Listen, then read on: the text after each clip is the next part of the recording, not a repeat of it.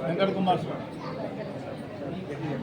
అల్లులల్లో కడప జిల్లా కడప మండలం తక్కేరుపల్లి గ్రామంలో వెలిసిన శ్రీ రామస్వామి దేవస్థానం ధర్మకర్తగా నియమించిన కారణమున నేను నా శక్తి సామర్థ్యములను వినియోగించి విశ్వాసపూర్వకంగా విచక్షణ జ్ఞానంతో హిందూ దేవాదాయ ధర్మాదాయ దేవాలయాల విధులను గూర్చిన 1987వ సంవత్సరం చట్టం ప్రకారం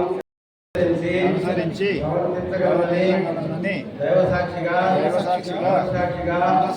ప్రమాణం చేస్తున్నాను. ధర్మకర్తగా నాకు తెలిసిన లేక తెలియబడిన రహస్య విషయము ఏదేని గాని ధర్మకర్త బాధ్యతను సక్రమముగా నిర్వర్తించుటకు ఏ వ్యక్తికి గాని వ్యక్తులకు గాని సమక్షమున గాని ఎరుపక రహస్యముగా హిందూ మూలముగా దేవుడు సాక్షిగా ప్రమాణం చేస్తున్నాము.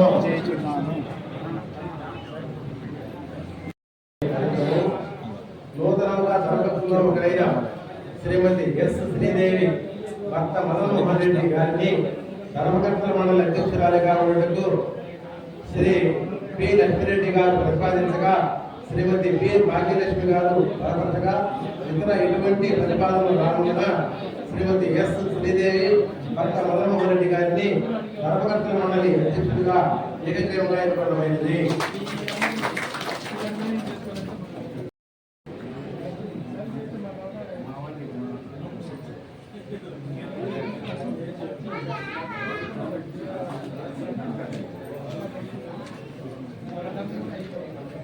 ఎదురుపెట్టాను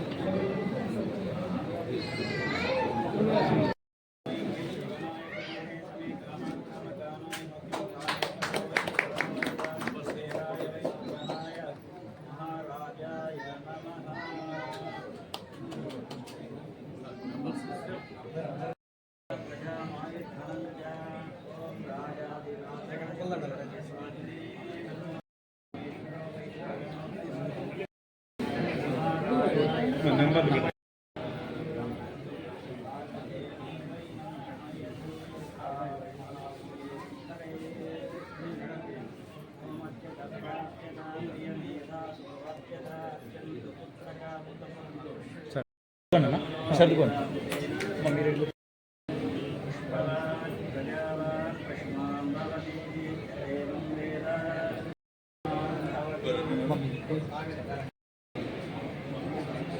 చదువుకోండి.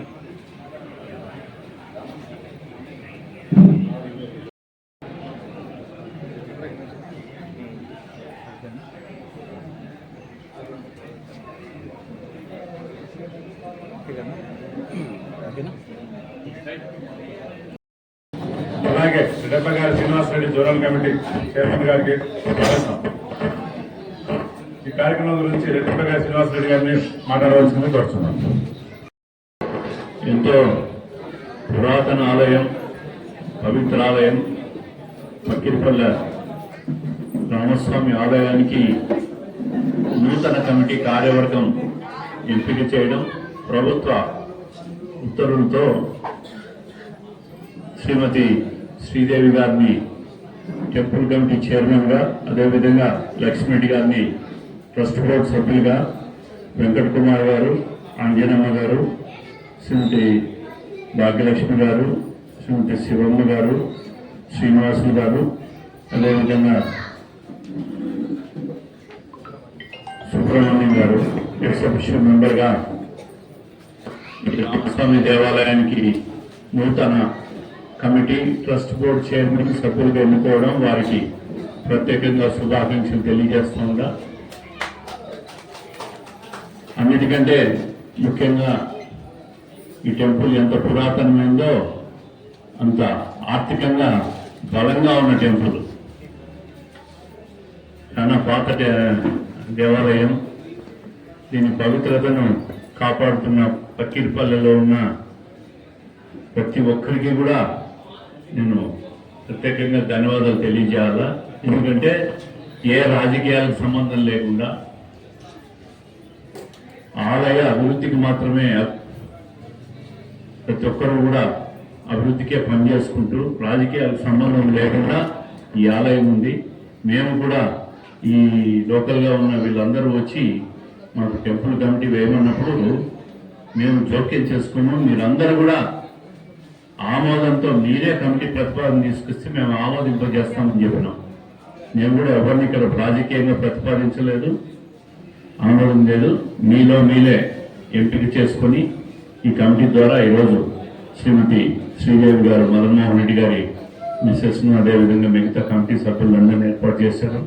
ఇప్పుడే కనుక్కుంటున్నా, ఈ ఆలయంలో 7 కోట్ల రూపాయలు బ్యాంకు డిపాజిట్లు ఉన్నాయంటే మామూలు విషయం కాదు. దీనివల్ల వడ్డీలు, దాని ఖర్చులు అవన్నీ కూడా పోను. ఇంకా ప్రతి సంవత్సరం కూడా వడ్డీ ద్వారా వచ్చే డబ్బు ఆదాయానికి ఉంటుంది. చాలా భద్రంగా ఉంటుంది. దీన్ని ఎవరు ఏమి చేయలేరు. అది కాకుండా ట్రస్ట్ బోర్డు సభ్యులు కూడా ఎంతో పవిత్ర భావంతో ఆలయ అభివృద్ధికి మాత్రమే పాటుపడుతూ ఉంటారు. వాళ్ళని కూడా ఈ పక్కిరిపల్లిలో ఉన్న ప్రతి ఒక్కరికి కూడా నేను ధన్యవాదాలు, శుభాకాంక్షలు తెలియజేసుకుంటూ ఏ అవకాశం వచ్చినా కూడా ఆలయాన్ని మరింత అభివృద్ధి చేసడానికి మా సహకారం ఎప్పుడూ ఉంటుంది అని చెప్పి అందరికీ తెలియజేసుకుంటూ మరి అందరికీ నమస్కారం. Thank you. మహిళలు వాకింగ్ చేసే విధంగా ట్రాక్ ను డెవలప్ చేస్తే మీ అందరికీ ఈ ప్రాంతం డెవలప్ అవడానికి మీకు రేట్లు కూడా పెరుగుతాయి. దీని డెవలప్మెంట్, దీన్ని ఫేస్ లిఫ్ట్ చేయడానికి కూడా చేస్తే మిగతా అన్ని చాలా పెరుగుతాయనేసి ఆలోచనతో చేస్తున్నాం. తప్పకుండా దాన్ని సాధించేందుకు మీ అందరి ఆశీర్వాదాలు కావాలని కోరుకుంటూ మరొకసారి ఈరోజు ప్రమాణ స్వీకారం చేసిన ప్రతి ఒక్క సభ్యులకి శుభాకాంక్షలు తెలియజేసుకుంటున్నాం.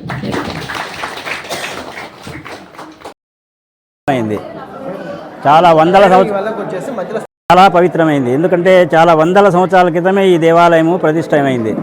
భక్తులు కోరుకున్న కోరికలన్నీ తీరుతాయి. సంతానం లేని వాళ్లకు పుత్ర సంతానం కావాలంటే పుత్ర సంతానం కలిగింది. కాబట్టి భక్తాదులందరూ కూడా చాలా భక్తిగా ఈ పక్కిరిపల్లె దేవాలయంను అభివృద్ధి చేసుకుంటున్నారు. ఈరోజు నూతనంగా కమిటీ ఏర్పాటు జరిగింది.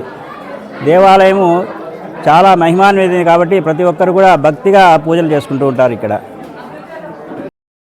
పక్కిరిపల్లి కడప మండలం నందు ఈరోజు పాలక మండలి చైర్మన్గా ధర్మకర్తల ప్రమాణ స్వీకారం జరిగినది. చైర్మన్గా శ్రీదేవి గారిని ఏకగ్రీవం ఎన్నుకోవడం అనేది. ఈ దేవాలయం చాలా పురాతనమైన దేవాలయము. ఈ దేవాలయం చిరాస్తులు ఉన్నవి. ఆ చిరాస్తుల ద్వారా సుమారు 20 సంవత్సరాల క్రితం బహిరంగ వేలం ద్వారా సుమారు 2 కోట్లకు పైగా వచ్చినది. ఇప్పుడు అది సుమారు 7 కోట్లకు పైగా మెచ్యూర్డ్ అమౌంట్ అయినది. గత 3 సంవత్సరాల క్రితం ఈ దేవాలయాన్ని ఆలయ నిధులు మరియు CGF నిధులతో ఈ దేవాలయాన్ని పునర్నిర్మాణం చేయడం జరిగినది. జీర్ణోద్ధరణకు నోచుకుంటే ఈ దేవాలయం నోచుకున్నప్పుడు గ్రామం కూడా సుభిష్టంగా ఉంటుందని పురాణాలు చెబుతున్నాయి. Thank you.